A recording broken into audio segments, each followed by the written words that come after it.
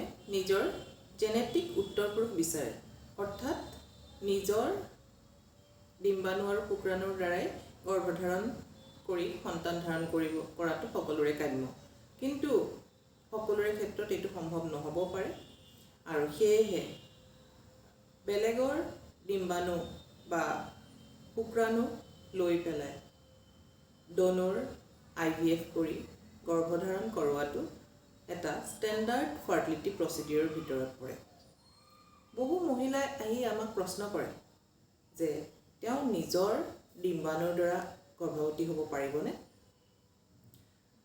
আচলতে গৰ্ভধাৰণ কৰিবলৈ হ'লে ডিম্বাণুৰ সংখ্যা আৰু ডিম্বাণুৰ গুণগত মানৰ ওপৰত নিৰ্ভৰ কৰে। ডিম্বাণুৰ সংখ্যাতকৈ ডিম্বাণুৰ গুণগত মানৰ ওপৰত গৰ্ভধাৰণ কৰাটো বেছিকৈ নিৰ্ভৰ কৰে। এগৰাকী মহিলাৰ বহু সংখ্যক ডিম্বাণু থাকিব পাৰে, কিন্তু এটাও গুণগত মানদণ্ড বিশিষ্ট ডিম্বাণু নাথাকিব পাৰে। তেনে ক্ষেত্ৰত তেওঁৰ গৰ্ভধাৰণ কৰাত অসুবিধা হ'ব পাৰে। আৰু অন্য এগৰাকী মহিলাৰ আকৌ তেওঁৰ ডিম্বাশয়ত ডিম্বাণুৰ পৰিমাণ তেনেই তাকৰ হ'ব পাৰে, কিন্তু তথাপিও তেওঁৰ তাকৰ ডিম্বাণুৰ ভিতৰতে গুণগত মান বিশিষ্ট ডিম্বাণুৰ অৱস্থিতি থাকিব পাৰে, আৰু তেনে ক্ষেত্ৰত তেওঁ সহজেই গৰ্ভধাৰণ কৰিব পাৰে। আজি আহকচোন আমি আলোচনা কৰোঁ কিদৰেনো ডিম্বাণুৰ গুণগত মান উন্নত কৰিব পৰা যায়। বয়স বাঢ়ি যোৱাৰ লগে লগে ডিম্বাশয়ত ডিম্বাণুৰ পৰিমাণ আৰু মজুত থকা ডিম্বাণুৰ গুণগত মানদণ্ড হ্ৰাস হৈ গৈ থাকে। আমি এই ডিম্বাণুৰ পৰিমাণটো পুনৰ বঢ়াব নোৱাৰোঁ, কিন্তু গুণগত মানদণ্ড অৰ্থাৎ কোৱালিটিটো উৎকৃষ্ট কৰিবৰ কাৰণে যত্ন কৰিব পাৰোঁ। বহু কম বয়সীয়া মহিলাৰ ক্ষেত্ৰতো হৰম'নৰ প্ৰভাৱ যেনে PCOS, থাইৰয়ড, প্ৰলেক্টিনৰ প্ৰব্লেম, ডায়েবেটিছ ইত্যাদিৰ বাবেও ডিম্বাণুৰ গুণগত মানদণ্ড হ্ৰাস পায়। সেয়েহে এনে অসুবিধাসমূহ হ'লে চিকিৎসা কৰাটো নিতান্তই বাঞ্ছনীয়।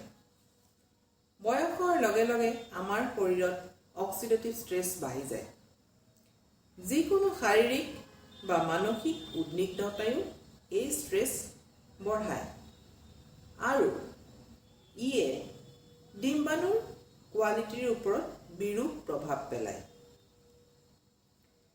এণ্টিঅক্সিডেণ্ট খালে এই ষ্ট্ৰেছ বহু পৰিমাণে লাঘৱ হয় আৰু উন্নত মানৰ কণী বা ডিম্বাণু উৎপন্ন হোৱাত সহায় কৰে।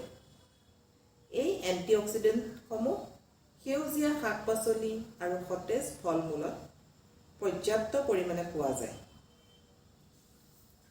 ভিটামিন C, B আৰু বিটা কেৰটিন হৈছে এই এণ্টিঅক্সিডেণ্টৰ সকলোতকৈ সমৃদ্ধ উৎস। আমি খোৱা নেমু, কমলা, বিলাহী, গাজৰকে আদি কৰি সকলো ধৰণৰ ৰঙীন ফল মূলবোৰ হৈছে এণ্টিঅক্সিডেণ্টৰ ভঁৰাল।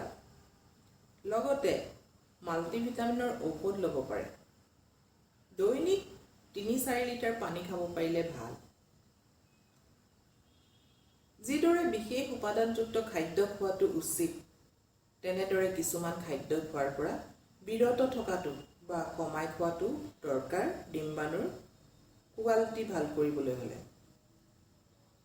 তেনেবোৰ খাদ্য বা পানীয় হৈছে চাহ, কফি কমাই খাব লাগে। চেচুৰেটেড ফেট যেনে ডালডা, পাম অইল আদি খাব নালাগে। ময়দা আৰু ময়দাৰ পৰা বনোৱা খাদ্য যেনে বিস্কুট, কেক খোৱাটো ভাল নহয়। মুঠতে ৰিফাইণ্ড কাৰ্বহাইড্ৰেট নাখাব পাৰিলে ভাল। মদ, ভাং, গুটকা আৰু অন্যান্য নিচাজাতীয় দ্ৰব্য, চিগাৰেট স্মকিং সম্পূৰ্ণভাৱে বৰ্জন কৰাটো উচিত। আপোনাৰ খাদ্য তালিকাত কি কি ৰাখিব? আঁহযুক্ত খাদ্য যেনে শাক পাচলি, ফল মূল পৰ্যাপ্ত পৰিমাণে খাব লাগে। প্ৰটিনযুক্ত খাদ্য লগতে সীমিত পৰিমাণত নন ৰিফাইণ্ড কাৰ্বহাইড্ৰেট খাওক। আনচেচুৰেটেড ফেট, ওমেগা-3 ফেটি এচিড থকা খাদ্য খাওক। দৈনিক শাৰীৰিক ব্যায়াম, যোগাসন, খোজকঢ়া, সাঁতোৰা আদিয়ে আপোনাৰ ওজন সঠিক ৰখাৰ উপৰিও ৰক্ত সঞ্চালন বৃদ্ধি কৰি ডিম্বাণুৰ গুণগত মান বৃদ্ধি কৰিব পাৰে। কম বয়সত যদিহে আনুষংগিক কোনো বেমাৰ আজাৰ নাথাকে তেনেহ'লে ডিম্বাণুৰ গুণগত মানদণ্ড যথেষ্ট উন্নত হৈ থাকে। গতিকে সঠিক বয়সত গৰ্ভধাৰণ কৰিবলৈ চেষ্টা কৰক।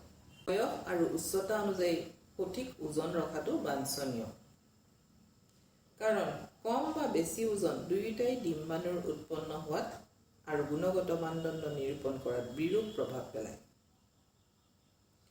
এটা অতি আৱশ্যকীয় কাৰ্য হ'ল ভাল টোপনি। শাৰীৰিক আৰু মানসিকভাৱে পৰ্যাপ্ত পৰিমাণে জিৰণি ল'লে ডিম্বাণুৰ কোৱালিটি উৎকৃষ্ট হোৱা দেখা যায়। আজি আলোচনা কৰা কথাসমূহ মানি চলিবলৈ চেষ্টা কৰি আপুনিও উন্নত মান বিশিষ্ট কণী নিঃসৰণ কৰি গৰ্ভধাৰণ কৰিব পাৰিব পাৰে। আমাৰ শুভেচ্ছা আপোনাৰ লগত। ধন্যবাদ।